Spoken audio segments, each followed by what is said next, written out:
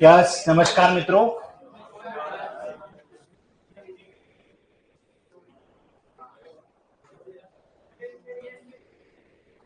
उपसर्ग का टॉपिक हम पढ़ चुके हैं। इसका टेस्ट मैं जब भी मुझे समुचित समय लगेगा तब लूंगा, लेकिन आप याद कर लेना। लेकिन आपके टेस्ट में उपसर्ग के ही क्वेश्चन आएंगे। जो यहाँ होगा वो नेक्स्ट संडे को होगा, 2 तारीख को आरएस का एग्जाम है। हाँ, मैं भी आरएस के एग्जाम करवाने ही जाऊंगा, इसलिए बोल रहा हूँ। हाँ, मैं उदयपुर में ही करवाऊंगा, जयपुर में नहीं हूँ। ठीक है, तो आपके जिसका भी जो भी पेपर होगा, आज अभी उपसर्ग के क्वेश्चन मैं दे दूंगा, वो बना देंगे, चेक कर लूंगा। आपके यहाँ की क्लास का जो टेस्ट होता है वो मैं बाद में लूंगा। आज हम जिस टॉपिक पर बात कर रहे हैं, वैसे यहाँ ऑनलाइन जो बच्चे पढ़ रहे हैं उनमें कंटेंट उपसर्ग का टॉपिक दे दिया है, वो बाद में चेंज हो जाएगा। मैंने इनको यही कहा, आशुतोष जी को जो ये काम करते हैं, मैंने कहा आज देखो आप लोग बता दिया करो भाई। कल मैंने कहा उपसर्ग की कल हमारी बात हो चुकी थी, तो आज हम नया टॉपिक स्टार्ट करने वाले। तो कभी जब टॉपिक खत्म हो जाता है तो वो बेचारे जो तकनीक का काम करते हैं, टेक्नीशियन जो कंप्यूटर का, उनको कोई नेक्स्ट टॉपिक क्या है बता दिया करो सर, कल हमारा पूरा टॉपिक खत्म हो चुका था, तो आज शायद ये हो सकता है। कोई बात नहीं, वो बाद में चेंज कर देंगे। तो अब हम आज जिस टॉपिक पर शुरुआत कर रहे हैं, ये प्रत्यय, तीसरा स्तंभ हम कंप्लीट करेंगे। अब अभी लिखना है ही नहीं, मैंने पहले आपको कहा है। अगले 45 मिनट आपकी जिंदगी बदलने वाले हैं,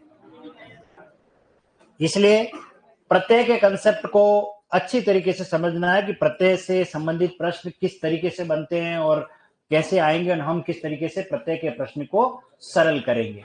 ठीक है, बचपन से पढ़ते आए, 6ठी 7वीं 8वीं में सभी जानते हैं प्रत्यय होते हैं, पीछे जुड़ते हैं और शब्द में परिवर्तन लाते हैं। ये सब बातें हमने पढ़ी हुई है, लेकिन इसकी मूल अवधारणा क्या है वो जाननी जरूरी है। और कौन कौन से ऐसे प्रत्यय हैं जो परीक्षा में सबसे ज्यादा पूछे जाते हैं, उन पर भी हम बात करेंगे। ठीक है, तो सबसे पहले हम इस शब्द की व्याख्या करें तो ये शब्द बना है प्रति प्लस अय से। प्रति प्लस अय इस तरीके से बना, ये यण संधि से बना हुआ शब्द है प्रत्यय। ठीक है, प्रत्यय का जो शाब्दिक अर्थ है पीछे चलने वाला। इसका अर्थ क्या होता है? पीछे चलने वाला। ठीक है, यानी कि ये मूल शब्द है और मूल शब्द के पीछे जब लगता है, जुड़ा हुआ रहता है, वो प्रत्यय होता है। और अगर मूल शब्द के लेफ्ट हैंड साइड यानी आगे अगर लगा हुआ है और जुड़ा हुआ, वो क्या कहलाता है? उपसर्ग। ये उपसर्ग की तरह ही शब्दांश होते हैं, ये भी अर्थ में परिवर्तन करते हैं। तो इसका मतलब कुछ समानता है उपसर्ग और प्रत्यय में। ये भी शब्दांश है, शब्दों के क्या है? ये अंश है। और नए नए शब्द बनाते हैं, जिससे शब्दकोश में वृद्धि होती है, तो उपसर्ग लगने से शब्द में क्या होती है? वृद्धि होती है। यानी वे शब्दांश जो किसी मूल शब्द के पीछे लगकर उसके अर्थ में परिवर्तन कर नवीन शब्द की सृष्टि या रचना करते हैं, क्या कहलाते हैं? प्रत्यय कहलाते हैं। एक बात तो ये हो गई। अब इसके अंदर क्या समझना है? 3 बातें याद रखनी है प्रत्यय को पढ़ने के लिए, क्योंकि परीक्षा में हम कैसे जस्टिफाई करेंगे कि प्रत्यय इसमें कहां है और किस जगह पर हम किस शब्द को तोड़ना है। 3 बातें हैं, बेसिक बातें हैं, जो बहुत कम किताबों में दी जाती है, डायरेक्ट रटा दिया जाता है। हमें रटना नहीं, हमें समझना है। किसी भी शब्द को प्रत्यय के दृष्टिकोण से देखना है तो आपको 3 बातें आपको लेकर के चलनी है अपने मस्तिष्क में। इस तरीके से इसके अंदर प्रत्यय की संभावना हो सकती। सबसे पहले अगर हम बात करें प्रत्यय की पहचान कैसे करें, वो बता रहा हूं मैं। नंबर 1, अंतिम मूल ध्वनि को, अंतिम मूल ध्वनि को स्वर रहित मानना। स्वर रहित मानना, ये पहली स्थिति है कि अंतिम मूल ध्वनि को क्या मानना है? स्वर रहित मानना है। अब आपको अंतिम मूल ध्वनि हम कैसे, इसको भी हम उदाहरण सहित समझाऊंगा अभी। ठीक है, कुछ शब्द लिख लेते हैं। ये एक शब्द है लड़का। ठीक है, ये एक और शब्द लिख दिया मैंने, लड़की। इसी तरीके से एक और शब्द लिख लिया मैंने, लड़कियां। ठीक है, और एक और लिख देते हैं, लड़कों। ठीक है, ये हमने शब्द लिख दिए, लड़का, लड़की, लड़कियां, लड़कों। अब हमें इस लाइन के अनुसार चलना है। अंतिम मूल ध्वनि, मूल ध्वनि से अभिप्राय ये है जो इन सब में कॉमन है, वो ध्वनि आपको स्वर रहित मानते हुए उसको निकालना है, स्वर रहित मानते हुए। तो ऐसी ध्वनि कॉमन कौन सी है? और देखिए, इस लड़का में एक ऐसी ध्वनि है जो सब में कॉमन निकलती है, और वो है लड़क। वो कौन सी ध्वनि है? लड़क एक ऐसी ध्वनि है जो इन चारों ही शब्दों में आपको मिलने वाली। अब लड़क में हम क्या जोड़े कि हमको लड़का प्राप्त हो, उसके लिए हमें क्या जोड़ना पड़ेगा? ये हमें जोड़ना है। इसी प्रकार इसमें भी मूल ध्वनि क्या है? लड़क। और लड़क में क्या जोड़े कि लड़की बनेगा? ई, ये ठीक है। इसी प्रकार इसमें भी मूल ध्वनि क्या है? लड़क। और लड़क में क्या जोड़े कि लड़कियां मिले? ईया, ये आ जाएगा ईया, ठीक है। और इसी तरह इसमें क्या है? लड़क, ये मूल ध्वनि है, और इसमें क्या जोड़े? ओ, और ऊपर क्या आ जाएगी? बिंदी, लड़कों, है ना, बिंदी है। तो अब यहां देखिए, अंतिम मूल ध्वनि को स्वर रहित मान लिया। ये जो पीछे लगा हुआ पार्ट है, ये आपका क्या कहलाता है? प्रत्यय। 90% शब्द आपको हिंदी में ऐसे मिलेंगे। भुलक्कड़, कुदक्कड़, पियक्कड़, नचक्कड़, अक्कड़ की ध्वनि आ रही, पढ़ाई, लिखाई, है ना, आई की ध्वनि आ रही है, चालक, पालक, लेखक, ऐसे गायक, ऐसे खूब सारे शब्द है। अक की ध्वनि आपको सुनाई देगी। ऐसे शब्द आपको बहुतायत मिलेंगे। तो हमारा पहला दृष्टिकोण होना चाहिए कि अंतिम मूल ध्वनि को हम स्वर रहित मानेंगे तो हमें प्रत्यय की पहचान हो जाएगी, इसमें प्रत्यय किस तरीके का आया हुआ है। तो ये आ, लड़का में कौन सा प्रत्यय? आ प्रत्यय। लड़की में कौन सा प्रत्यय? ई। आपको ये कहेगा लड़की में ई प्रत्यय कैसे है? तो लड़क क्या है?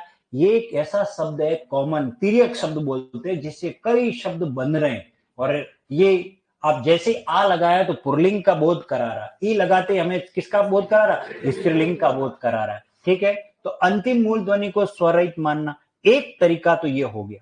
दूसरा तरीका, हमें प्रत्यय की पहचान करने के लिए हमें दूसरा नजरिया भी रखना है, और वो ये अंतिम वर्ण को प्रत्यय मानना, को प्रत्यय मानना।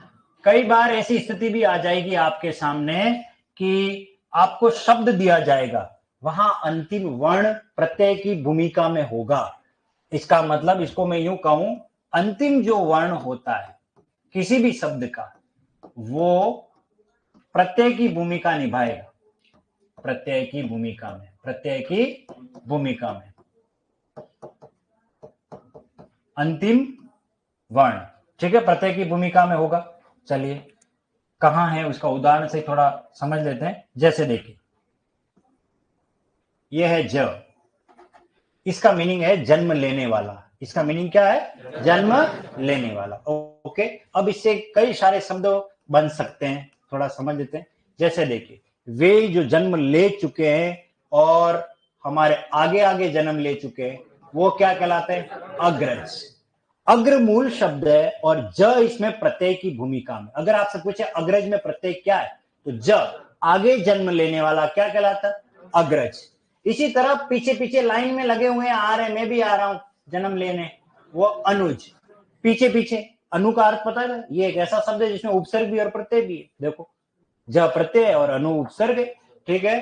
तो अनुज छोटे भाई को कहते हैं। वे जो जन्म लेके और ऊपर पहुंच गए बेचारे, पूर्वज, वो क्या कहलाता है? पहले जन्म लिए, ऊपर पहुंच गए। जल में जन्म लेने वाला क्या कहलाता है? जलज। नीर में जन्म लेने वाला क्या कहलाता है? नीरज। और पंख यानी कीचड़ में जन्म लेने वाला पंकज। सर यानी तालाब में जन्म लेने वाला सरोज। क्यों? क्योंकि विसर्ग संधि में से बनता है सरा प्लस ज से क्या बनता है? सरोज। और मन में जन्म लेने वाला मनोज। ये मन में जन्म लेता है, कामदेव को कहते हैं। इन सभी शब्दों में ज किसकी भूमिका में है? प्रत्यय की भूमिका में, यानी अंतिम वर्ण प्रत्यय मानना आपको पड़ेगा। और उदाहरण ले लेते हैं थोड़ा समझने के लिए, थोड़ा ठीक रहेगा। जैसे यह है ज्ञ, जिसको हम ज्ञ बोलते हैं। इसका अर्थ है जानने वाला। इसका अर्थ क्या है? जानने वाला। बस हमने कीवर्ड को समझना है। वह व्यक्ति जो अल्प बातें जानता है क्या कहलाता है? अब आपके एक वाक्यांश का टॉपिक क्लियर हो रहा है यहां से, वन वर्ड जिसको कहते हैं, ठीक है। वह व्यक्ति जो अल्प बातों का ज्ञाता है, तो अल्प का मतलब तो हो गया कम, और ज्ञ यानी जानने वाला। इसमें मूल शब्द क्या है? अल्प, और ज्ञ इसकी किसकी भूमिका में? प्रत्यय की भूमिका। इसी तरीके से हम बात करें, वह व्यक्ति जो बहुत बातें जानता है वो क्या कहलाएगा? बहुज्ञ, जो सब कुछ जानता है, सर्वज्ञ। और जो कुछ भी नहीं जानता है, अज्ञ, मूर्ख कहते हैं, अज्ञ, कुछ भी नहीं जानता। वह जो नीति की बात जानता है, नीतिज्ञ, जो राजनीति की बात जानता है, राजनीतिज्ञ कहलाता है। जो मर्म की बात जानता है, मर्मज्ञ।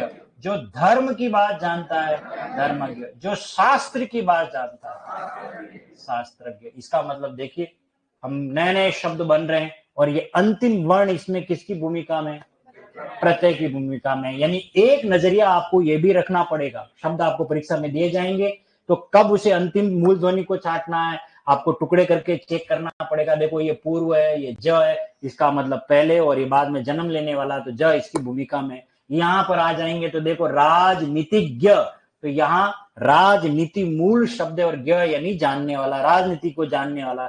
ऐसे शब्दों में अपन को ये चीज देखनी पड़ी। ये दूसरा काम है कि अंतिम वर्ण को प्रत्यय मानना पड़ेगा। अब तीसरी स्थिति, तीसरी स्थिति क्या है?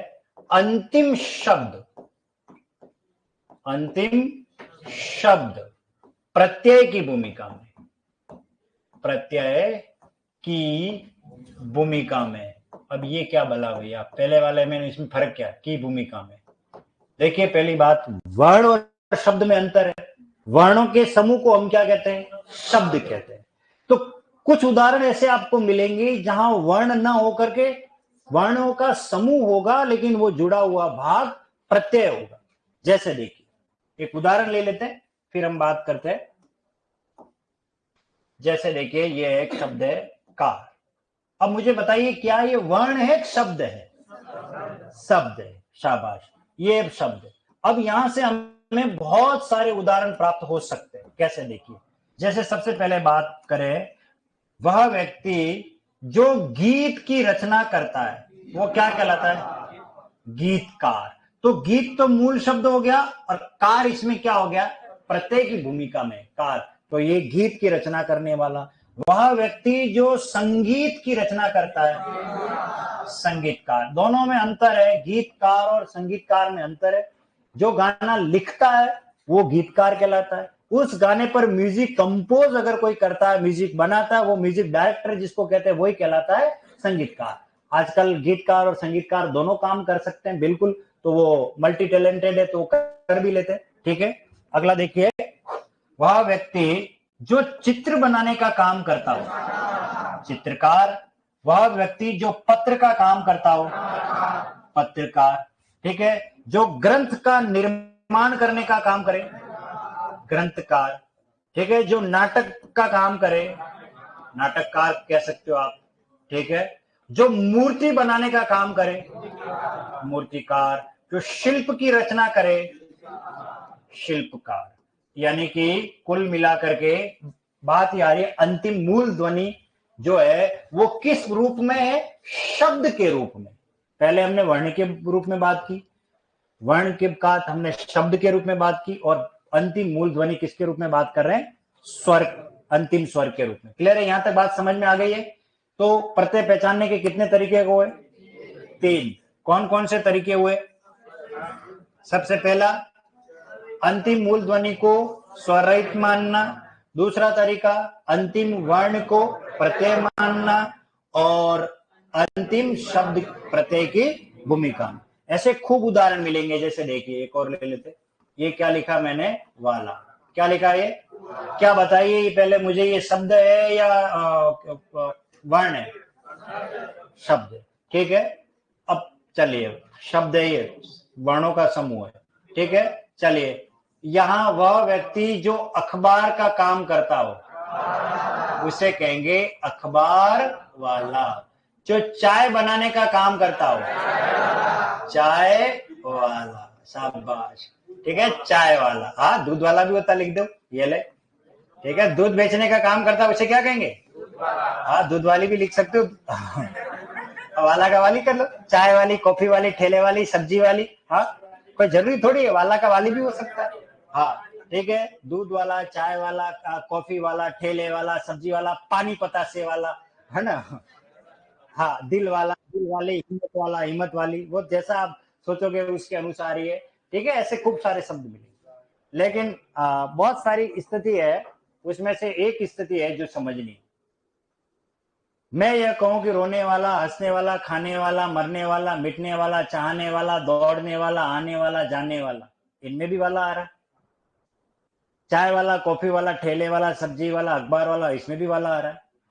असली बात जो है वो समझनी है, वाला दोनों में है, दोनों में वाला प्रत्यय ही। लेकिन समझना ये, जब क्रिया के साथ कोई शब्द लगता है, क्रिया के साथ, तब वाला जुड़ा हुआ नहीं लिखना। हंसने वाला, रोने वाला, गाने वाला, है ना, उसको क्रिया के साथ लग रहा है तो अलग लिखना।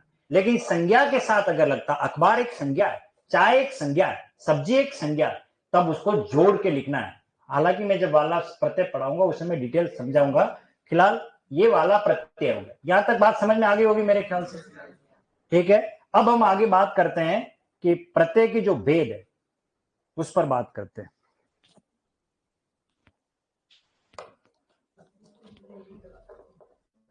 अब विशेष ध्यान देना आप लोगों को, क्योंकि अब जो मैं पार्ट पढ़ा रहा हूं उसके अंदर से ही प्रश्न बनने वाला, और यही प्रत्यय का सार है।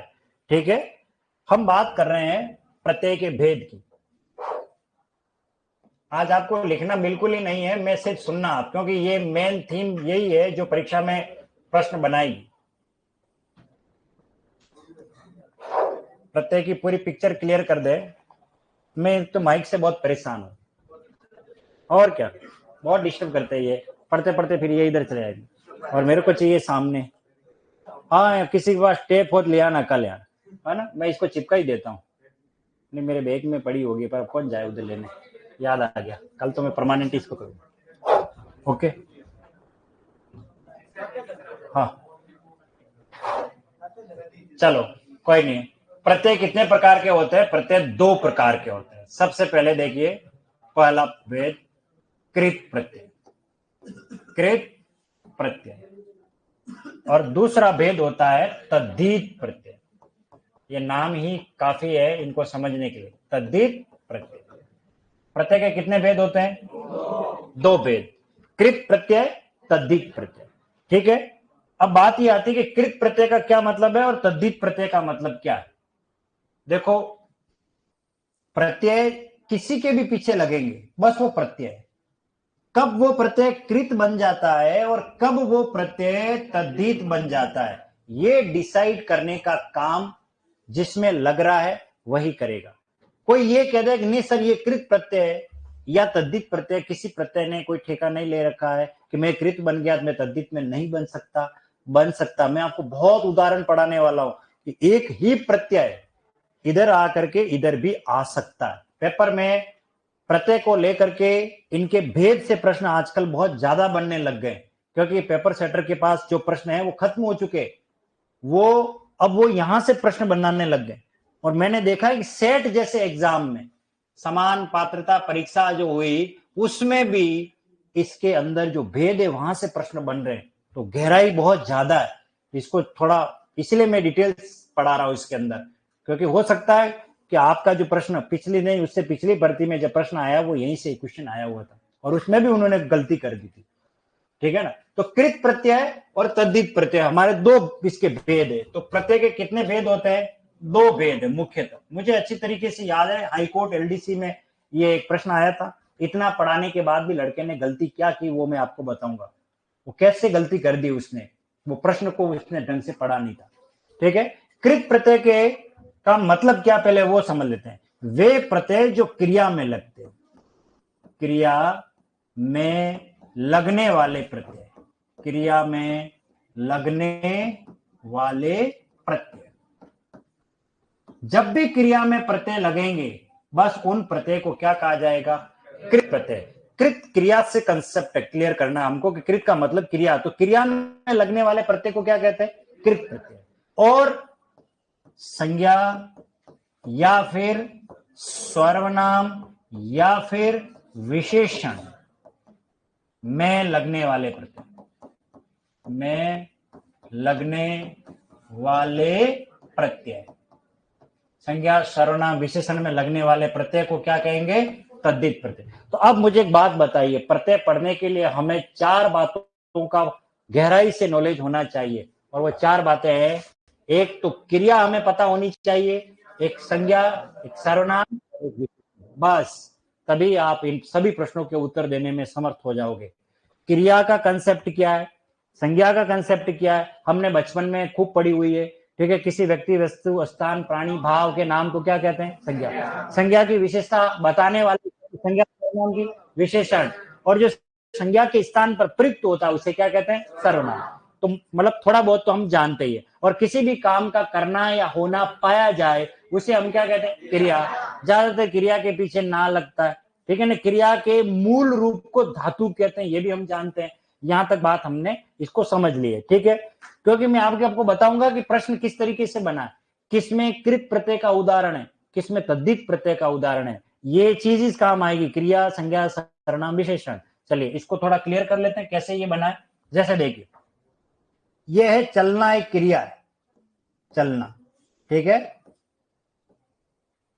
जैसे ये है चाल, है ना, और इसमें अक प्रत्यय लग रहा है, और क्या बन रहा है? चालक। चालक, चलाने वाला। चालक किसे कहते हैं? चलाने वाला। इसका मतलब चालक में मूल रूप क्या है? क्रिया का, चलाना, चलना, यानी क्रिया से बना हुआ शब्द, ठीक है। चलना क्रिया है, चाल में अक प्रत्यय लगने से क्या बन गया? चालक बन गया, ठीक है। इसी प्रकार से यहां पर हम बात करते हैं, यह है सोना, यानी गोल्ड। ये सोना स्लीपिंग वाला नहीं है, देखो ये क्रिया भी दिखता है पर क्रिया नहीं, मैं गोल्ड की बात कर रहा हूं। और इधर एक प्रत्यय लिख देते हैं हम, आर, और ये बनता है सुनार। सुनार जो सोने का काम करता है, ऐसे शब्द बना है। सोने में आर प्रत्यय लग गया, गोल्ड में, तो सोने का काम करता है। लोहे का काम करने वाला, लोहार, ठीक है ना। इस तरीके से चर्म यानी चमड़े का काम करने वाला, चमार, जिसको चर्मकार संस्कृत में कहते हैं, हिंदी में चमार शब्द बन गया। ऐसे ये शब्द बने, ठीक है ना। तो वो सोना, अब यहाँ कौन किस में लगा हुआ है ये डिसाइड करेगा कि वो, उसको हम कहेंगे क्या। सबसे पहले बात करते हैं चलना या चाल, ये है क्रिया। देखो जिस तरीके से लेके जा रहा हूं उसी तरीके से परीक्षा में चलना है। चलिए सबसे पहले बात कर ली क्रिया। अच्छा, क्या ये क्रिया के पीछे लगा हुआ है? यस। तो पीछे जो लगता है वो उसको हम क्या बोलते हैं? प्रत्यय। उसे प्रत्यय कहते हैं। क्रिया के पीछे लग गया। अब क्रिया के पीछे लग रहा है, इसका मतलब इसका अक का अब नाम क्या हो जाएगा? कृत प्रत्यय। इसको हम क्या कहेंगे? कृत प्रत्यय, क्योंकि क्रिया में लग रहा है, ठीक है। और इसका अंत किससे हो रहा है? देखो इसके अंत में अक आ रहा है, और ये अक किस प्रकार का प्रत्यय है? कृत प्रत्यय। तो इस चालक के अंदर अंत किससे हो रहा है? कृत प्रत्यय से। तो अब मैं व्यंजन संधि रूल नंबर फर्स्ट, कृत प्लस अंत, तो त बदलेगा द में, और ये बनेगा कृदंत। क्या बनेगा? कृदंत। तो चालक क्या कहलाता है? कृदंत शब्द कहलाएगा। क्या कहलाएगा? क्यों कहेंगे इसको कृदंत? क्योंकि इसका कृत प्रत्यय से क्या हो रहा है? अंत हो रहा है, इसलिए इसको हमने क्या नाम दे दिया? कृदंत। अब मुझे एक बात बताओ, अगर आपको परीक्षा में यूं पूछे कि कृदंत इजिकल टू क्या होता है, ये हो गया कृदंत इजिकल टू क्या, तो आपका उत्तर होना चाहिए क्रिया प्लस कृत प्रत्यय। क्रिया प्लस क्या बनेगा? जब जब क्रिया में कृत प्रत्यय लगेगा वो शब्द में क्या मिलेगा? कृदंत ही मिलेगा, ठीक है। इसका अंत कृदंत इससे हो रहा है, तो चालक क्या हो गया? कृदंत हो गया। अब मुझे वापस इधर चलते, यहां पर ये सोना।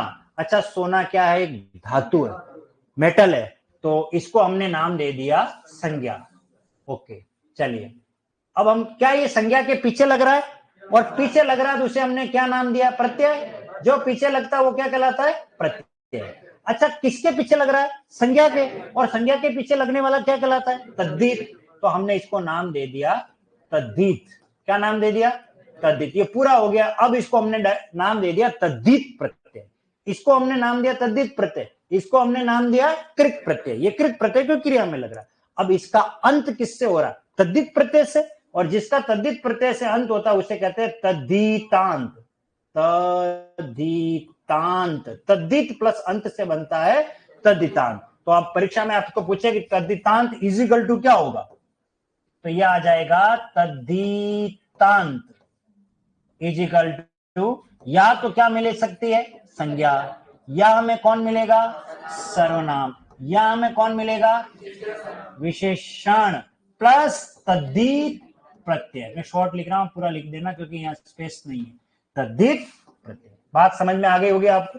क्लियर है? अब देखिए, ये अक प्रत्यय लग रहा है यहां पर। मैं अक प्रत्यय से रिलेटेड कुछ शब्द लेता हूं, फिर हम इस पर बात करते हैं कि वो पेपर में किस तरीके से वो पूछेगा। 2 उदाहरण 3 उदाहरण लेकर के क्लियर करते हैं। जैसे एक शब्द है लुटेरा, एक शब्द है बसेरा, एक शब्द है सपेरा, ठीक है, एक शब्द है सवेरा और एक शब्द है कमेरा। ये सभी ने शब्द पढ़े हुए हैं, ठीक है। कुछ शब्द ऐसा हो सकता है कोई एक शब्द आपने नहीं सुना होगा, लुटेरा, बसेरा, सपेरा, सवेरा, कमेरा। अब सवाल ये है कि किसमें एरा प्रत्यय नहीं है। देखो ये प्रश्न पूछा क्या है, किसमें एरा प्रत्यय नहीं है। तो ऐसे प्रश्न का सरल मतलब आंसर जानने के लिए कंटेंट क्लियर होना जरूरी है, ठीक है। चलिए हम बात करें। तो देखो यहां पर आपको आपके हिसाब से बताएं एक बार मुझे कि इसमें क्या उत्तर हो सकता है। लुटेरा, शाबाश। कोई कमेरा, कमेरा, वेरी गुड।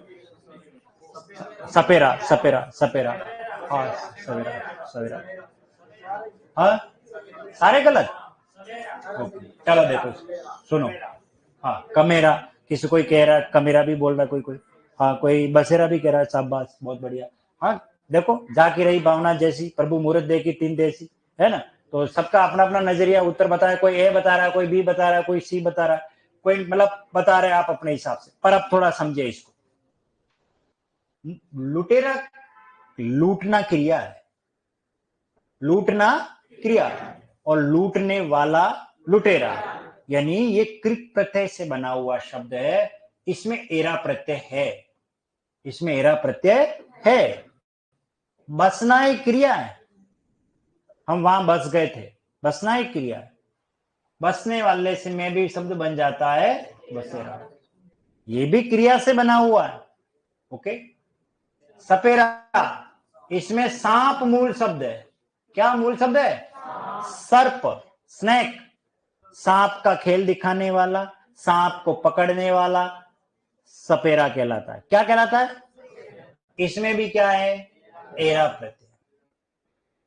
सवेरा में कोई प्रत्यय नहीं है, सवेरा मूल शब्द है, इसमें कोई प्रत्यय नहीं है। और कमेरा, कमेरा काम को करने वाला होता है, काम, कोई काम को कर रहा है वो एरा से बना हुआ, काम को करने वाला कमेरा होता है। इसका मतलब ये हुआ कि सब में कौन सी ध्वनि आ रही है? एरा। लेकिन सवेरा शब्द बहुत सुना हुआ है, सपेरा सुना हुआ, बसेरा सुना हुआ, लुटेरा सुना हुआ, पर कमेरा हमने कभी सुना नहीं है। तो हम सीधा ठोको, ये गलत है। एक बात तो ये हो गई। आपको इस तरीके से पूछेंगे सब, ये सवेरा में कोई आरपीएससी सेकंड ग्रेड में पूछा गया है, ये ध्यान रखना। ये इसमें कोई एरा ध्वनि आ रही है पर नहीं है। मान लीजिए मैं सवेरा ना लिखूं और मैं वहां लिख दूं टवेरा, टवेरा के जो लड़के वो ज्यादा जानते होंगे, गाड़ी होती है ना, वो उसके लिए टवेरा तो गाड़ी है, तो वो कोई प्रत्येक से वो नाम दे दिया उसको, तो वो टव ने एरा, ऐसा थोड़ी है, ऐसा कुछ भी नहीं है। तो उसमें भी प्रत्यय नहीं है, भले एरा ध्वनि आ रही है। यहां तक बात क्लियर हो गई? तो समझ में आया? अब इस प्रश्न को मैं थोड़ा आगे लेके जा रहा हूं डीपली, कि देखिए वो आप बच्चे वो समझने लग गया कि सर पढ़ाने लग गए इनको, बच्चे होशियार हो गए, और आगे बाल की खाल निकालने वाला प्रश्न पूछेंगे। वो प्रश्न क्या पूछेंगे वो आगे थोड़ा देख ले। ये है लुटेरा, ये है बसेरा। अब आपको मैंने पढ़ा लिया है तो अब तो उत्तर आना ही चाहिए। ये है कमेरा और ये है ममेरा। बताइए प्रत्यय प्रयोग के आधार पर अन्य तीन से भिन्न कौन है? प्रत्यय प्रयोग के आधार पर अन्य तीन से भिन्न कौन है? हाँ,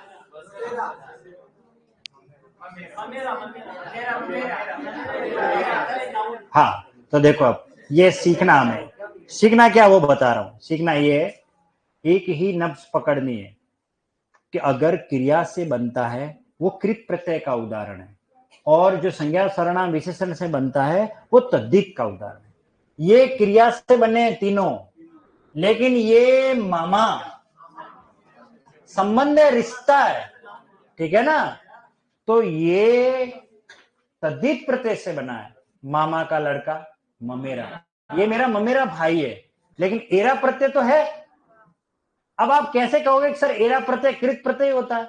एरा प्रत्यय तद्धित में भी आएगा, और एक नहीं दो दो जगह पढ़ाऊंगा, तीन तीन जगह पढ़ाऊंगा मैं, वो भी बताऊंगा मैं। देखो थोड़ा समझिए इसको, जब मैं इसको गहराई से पढ़ाऊंगा तब। यही एरा अभी आने वाला, यही एरा यहां और लिख रहा हूं, सपेरा और ममेरा दोनों में एरा प्रत्यय है, सब में एरा प्रत्यय है। ये क्रिया से बना हुआ है, ये संज्ञा से बना हुआ है, ये तद्धित है दोनों, लेकिन दोनों में भी अंतर है। वे प्रत्यय जो संज्ञा सर्वनाम विशेषण में लगने के बाद किसी काम के करने वाले का बोध कराते हैं, उसे कहते हैं कर्तृवाचक तद्धित प्रत्यय। उसका भेद है, वो आगे भी पढ़ाऊंगा, ठीक है। अभी इस पर हम इसको यही अभी छोड़ रहे हैं, इसको आगे वापस लेके चलते हैं कि मैं आपको बता रहा हूं कि प्रश्न किस तरीके से बनने वाला। यहां तक बात हो गई। अब बात करते हैं कि ये जो कृत प्रत्यय है इसके 5 भेद हैं। कितने भेद हैं? 5। और ये जो तद्धित प्रत्यय है इसको हम 7 भागों में पढ़ने वाले हैं। इसको कितने भागों में? 5। क्लियर है? इसको थोड़ा क्लियर कर लेते हैं। यही बस ये 5 और 7 ही समझने हैं। 12 पार्ट आपको पढ़ने हैं। आपने प्रत्यय में झंडे गाड़ लिए, ये समझ लीजिए। इतने गहराई से मैं आपको प्रत्यय पढ़ाऊंगा। 2-3 दिन तक हम प्रत्यय पर ही बात करेंगे, लेकिन मैं चाहता हूं कोई भी क्वेश्चन प्रत्यय से संबंधित आपका कभी जिंदगी में गलत नहीं होना चाहिए। वो चीज बेसिक कंसेप्ट क्लियर होना जरूरी है। आज इन तक पढ़े नहीं, सिर्फ हम रट के चले आए। उसमें से हम सबसे पहले नंबर की बात करें, 5 भेद जो हमारे हैं। किसकी बात कर रहा हूं मैं? कृत प्रत्यय। कृत प्रत्यय कितने भेद है इसके? 5 भेद है, ठीक है। और इन पांचों का नाम ही महत्वपूर्ण है। सबसे पहले देखिए, वे प्रत्यय जो क्रिया में लगकर किसी काम के करने वाले का बोध कराते हो उसे कहते हैं कर्तृवाचक कृत प्रत्यय। देखिए इसको थोड़ा समझ लेते हैं।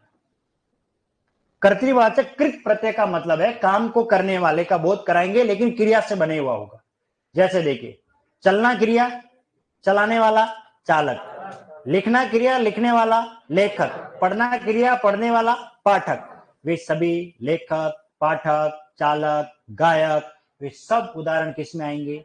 इसमें कर्तृवाचक कृत प्रत्यय में आएंगे। उस पर खूब भेद है, अलग अलग उसके पार्ट है, कौन कौन से वो हम पढ़ेंगे।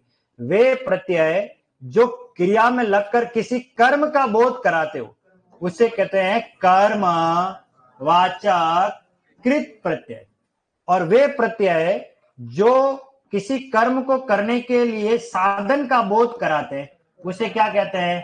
करण वाचक कृत प्रत्यय। करण का मीनिंग साधन होता है। जैसे बेलना एक क्रिया है, रोटी बेलना, पापड़ बेलना, लेकिन इस बेलना में मैं अन प्रत्यय लगाऊं, क्या बनेगा? बेलन। अब बेलन साधन हो गया, क्रिया से बना हुआ। पत्नी ने पति को बेलन से पीटा। किससे पीटा? हाँ, हो सकता है उसमें छिपे भूंगली कुछ मिले तो वही हाथ में वही पटक दे। तो बेलन क्या है?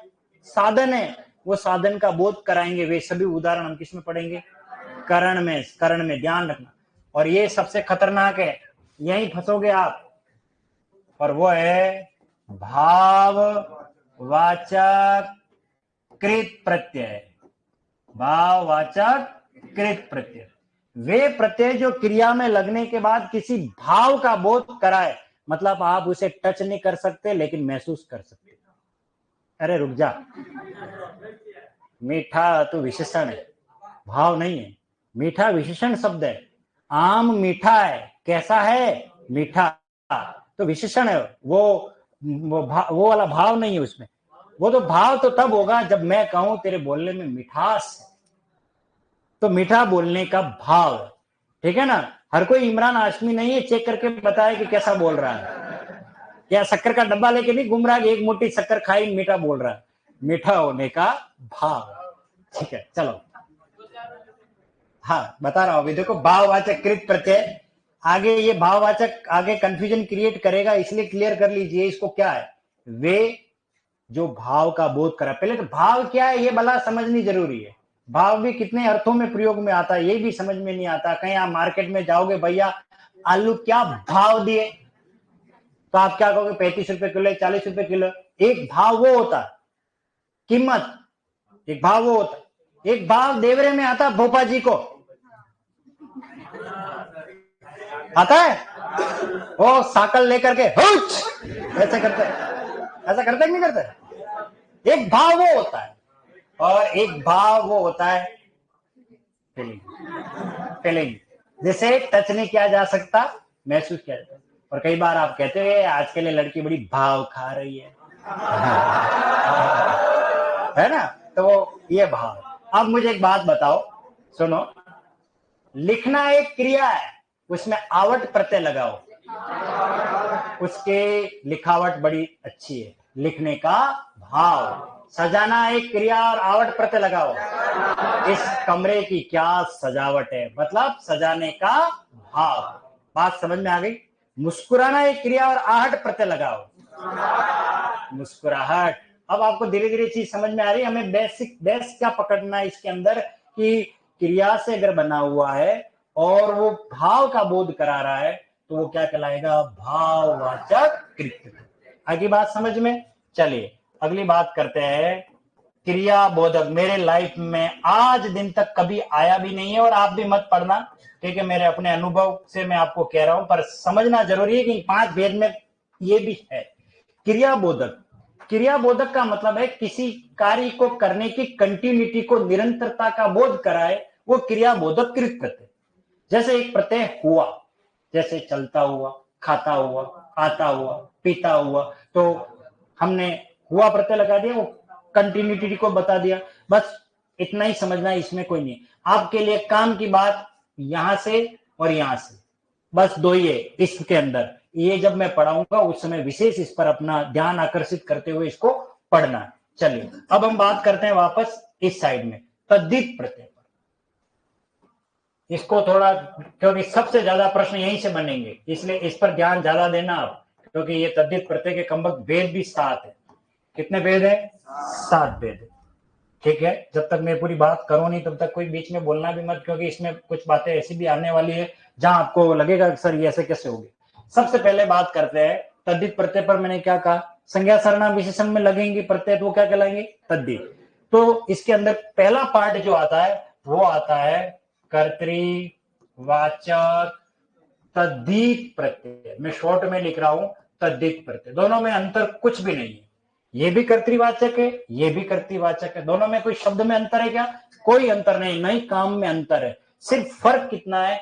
वे प्रत्यय जो क्रिया में लगते हैं और काम के करने वाले का बोध कराते हैं, वो कृत प्रत्यय से बनेंगे, कर्तृवाचक। और वे प्रत्यय जो संज्ञा सर्वनाम विशेषण में लगने के बाद किसी भी काम के करने वाले का बोध कराते हो, उसे क्या कहेंगे? कर्तृवाचक तद्धित प्रत्यय। जैसे देखिए, एरा एक प्रत्यय आया अभी थोड़ी देर पहले, एरा आया था। सांप को पकड़ने वाला, सांप का खेल दिखाने वाला क्या कह रहा था? सपेरा। सभी जानते हो सपेरा सांप को कहते हैं अपन। सांप का खेल दिखाने वाला सपेरा होता है, ठीक है। चित्र बनाने वाला चितेरा। अरे चित्रकार नहीं लिखना, अभी हम एरा पे आ रहे हैं। उसे क्या कहते हैं? चितेरा। लाख का काम करने वाला लखेरा। कांसे के बर्तन बनाने वाला कसेरा। कसेरा एक शब्द होता है हिंदी में, कांसे के बर्तन बनाने वाला। लाख की चूड़ियां बनाने वाला, लाख का काम करने वाला, वो हमारे उदयपुर में एक लखारा चौक है। उदयपुर में एक लखारा चौक है जहां लाख की चूड़ियां बनाने वाले सारे कारीगर रहते हैं, काम करते हैं। तो वो लाख की काम करता वो लखेरा कहलाता, कांसे के बर्तन बनाने वाला कसेरा कहलाता, ठीक है ना। इसी प्रकार सांप को पकड़ने, सांप का खेल दिखाने वाला सपेरा। और ये बहुत पहले भी आया था, वो गाना आता है, मैं तेरे दुश्मन दुश्मन तू मेरा, मैं नागिन तू सपेरा। कौन सा प्रत्यय उसमें? एरा प्रत्यय। हाँ, वो एरा प्रत्यय, ठीक है। दूसरी बात सबसे खतरनाक कि कर्म और करण इसमें होते नहीं है, तो अपने एक काम खत्म हो गया। अब इसमें सीधा आता है भाववाचक। क्या आएगा? भाववाचक तद्धित प्रत्यय। तो देखिए एक ही प्रत्यय इधर भी आ रहा है भाववाचक, इधर भी आ रहा है भाववाचक। हम कैसे जस्टिफाई करेंगे? ज्यादा उलझना नहीं है। क्रिया में लग रहा है तो वो भाववाचक कृत प्रत्यय, संज्ञा सर्वनाम विशेषण से लगा हुआ है तो वो भाववाचक तद्धित प्रत्यय। जैसे मीठा एक शब्द है विशेषण, मीठा तो विशेषण है। याद रखना हिंदी में विशेषण सदैव पहले प्रयोग होता है और यही होना चाहिए। जैसे हम ये कहते हैं अच्छा लड़का, लड़का कैसा है? हाँ, भोली सी सूरत, दूर खड़ी शर्माए, तो सूरत कैसी है उसकी? हाँ, भोली सी है, ठीक है ना। मैं ला दूं तुझे हरी हरी चूड़िया, चूड़िया कैसी? हाँ, ये काली काली आंखें, आंखें कैसी है? ये गोरे गोरे गाल, गाल कैसे? ये हिरनी जैसी चाल, चाल कैसी है? मैं गाने थोड़ी गा रहा हूं, मैं समझा रहा हूं विशेषण। ये सब विशेषण है। क्या ये विशेषण पहले ही आता है, ये ध्यान रखना, विशेषण पहले काम में लिया जाता है, ठीक है। तो भाववाचक में मीठा बोलने वाला, मिठास, तो आस प्रत्यय लग गई है ना, आस प्रत्यय लग गया तो भाववाचक का बोध करा रहा है, ठीक है। अब बात करते हैं तीसरे नंबर पर, यह है गुणवाचक तद्धित प्रत्यय। तद्धित प्रत्यय, इसको थोड़ा समझिए क्या मतलब है। गुणवाचक का मतलब है, ये विशेषण में चार भेद होते हैं विशेषण के, गुणवाचक विशेषण, संख्यावाचक विशेषण, परिमाणवाचक विशेषण और सार्वनामिक विशेषण। विशेषण का रूप है 10 अवस्थाओं में मिलता है। जैसे लंबाई के रूप में देख लो, जैसे बड़ा पेड़, पेड़ कैसा है? बड़ा। आकार में छोटा कमरा, कमरा कैसा है? छोटा। मीठा आम, ये स्वाद के रूप में। रंग के रूप में, जैसे हरी साड़ी, साड़ी कैसी है? हरी। तो रंग, रूप, गुण, दशा, दोष, अवस्था, काल, इस आधार पर किसी की विशेषता बताने वाले जब शब्द का निर्माण होता है वो गुणवाचक विशेषण कहलाता है। और वो गुणवाचक विशेषणों का प्रयोग यहां पर हमें मिलेगा। उदाहरण के लिए बताता हूं मैं, जैसे अच्छी तरीके से शब्द को समझना पहले, ताकि आपको दिमाग में मैं जो कह रहा हूं वो बात क्लियर हो जाए। सबसे इंपॉर्टेंट इनमें ये प्रत्यय है, इसके अंदर कितनी गहराई है वो कम से कम 6 जगह पर आने वाली है, इसलिए इसका तुलनात्मक अध्ययन भी होना जरूरी है। देखिए ये एक शब्द है गुलाब, और ये फूल है, और फूल एक क्या होता है? संज्ञा। ये बात तो आपको समझ में आ गई। अब मैं इसमें प्रत्यय लगा रहा हूं ई, अब क्या बन गया? हाँ, गुलाबी आंखें जो तेरी देखी, शराबी ये दिल हो गया, संभालो मुझको ओ मेरे यारों। शाबाश, संभलना मुश्किल हो गया। अच्छा देखिए आंखें कैसी है? तो देखिए गुलाब एक शब्द था, गुलाब से क्या बन गया? गुलाबी। गुलाबी नगरी, नगरी कैसी है? उसने गुलाबी साड़ी पहनी है, साड़ी कैसी है? तो विशेषण की बात हो रही है। शराब से क्या बन गया? शराबी। आदमी खड़ा था, आदमी कैसा था? इसका मतलब विशेषण की बात हो गई।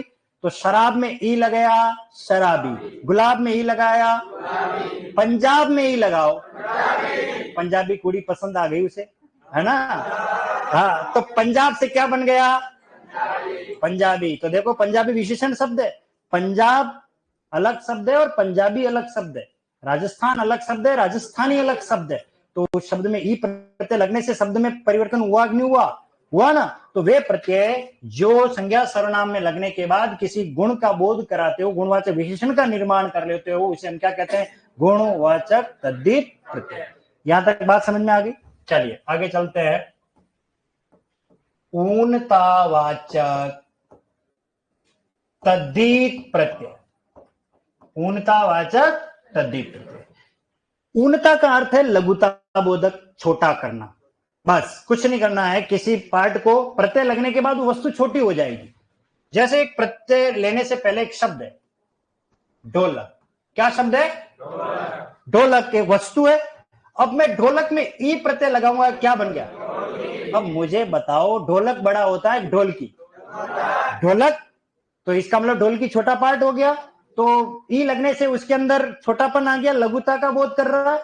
वे प्रत्यय जो संज्ञा सर्वनाम विशेषण में लगने के बाद किसी वस्तु को क्या बना लेते हो?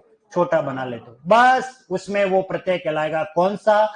ऊनतावाचक तद्धित प्रत्यय। अब मुझे बताओ, ढोलक में ही लगा है, क्या बना? पहाड़ में ही लगाओ, पहाड़ी। कटोरा में ही लगाओ, थाल में ही लगाओ, प्याला में ही लगाओ। एक गरम चाय की प्याली हो, उसको पिलाने वाली साली हो। हाँ, ठीक है ना? अच्छा बताओ, प्याला बड़ा होता है, प्याली बड़ी होती है? हाँ, मैं प्रेम प्याला पी आया, जी आया, मराया, है ना, वो प्याला होता है। और थाल बड़ा होता है, थाली, तो थाली छोटी हो गई, है ना? इसी प्रकार से देखिए, हम बात करते हैं हथौड़ा में ही लगाओ, हथौड़ा बड़ा होता है, हथौड़ी छोटी। डोकरा में ही लगाओ, भाटा। डोकरा बड़ा, डोकरी छोटी होगी? जाओ दो गाड़ी, ऐसा थोड़ी होता है। गाड़ी जा रही है, अपने ई लगाते रहो, काका जी को राज है। हाँ हाँ, आगे देखो, देखो समझाएंगे, अभी आएगा, टाइम आ गया। जैसे ये क्या है? ये क्या है? या प्रत्यय। यह एक प्रत्यय है, ये भी छोटा बनाएगा, लघुता का बोध कराएगा, ये भी छोटे का भी बोध कराएगा। नहीं नहीं, वो बहुवचन में तो इया आता है, लड़कियां, वो ये चंद्र बिंदु है, ये इया, ये भी छोटा बना देगा आपको, वहां पर किसी शब्द के साथ लगेगा। उदाहरण के लिए मैं बात करूं, आनंद बख्शी ने बहुत पहले एक मूवी आई थी गदर, एक प्रेम कथा, और उत्तम सिंह का उसमें म्यूजिक था, और उसमें ये यह प्रत्यय। हाँ, अब आप कहोगे कहां पर? गा के बताऊं? चलो गा के बदला, तो गा के बताना पड़ेगा, कह रहे तो, है ना? वो प्रत्यय क्या था वो बताता हूं। उड़ जा काले कावा, तेरे मुंह विच खंड पावा, ले जा तू संदेशा मेरा, मैं सदके जावा। बागों में फिर झूले पड़ गए, पक गए मिठिया अमिया, ये छोटी सी जिंदगी पे रात लमिया लमिया, ओ घर आजा परदेसी, कि तेरी मेरी एक जिंदगी।